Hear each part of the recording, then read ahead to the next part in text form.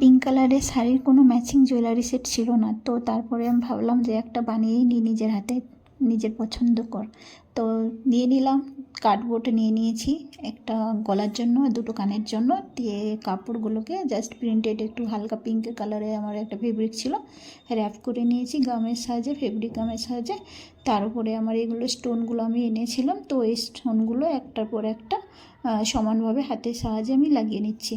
তারপরে হচ্ছে তার চার সাইডে কানেরগুলো ওভাবে নিয়ে নিয়েছি। তারপরে হচ্ছে চার সাইডে একটু ওই যে পিঙ্ক কালারের ফেব্রিক উল ছিল, তো সেগুলোকেও আমি রাউন্ড করে র্যাপ করে নিয়েছি চার সাইডে।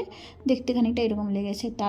তার একদম লাস্টে একটা এই হোয়াইট কালারের উলকে আমি র্যাপ করে নিয়েছি। দিয়ে এরকম কৌড় আমার কাছে ছিল, তো পিঙ্ক কালার আর হোয়াইট কালারের ম্যাচিং নিয়ে জাস্ট সিকিওর করে নিয়েছি। 5টা গলায় দিয়েছি আর 2টো করে কানে দিয়েছি।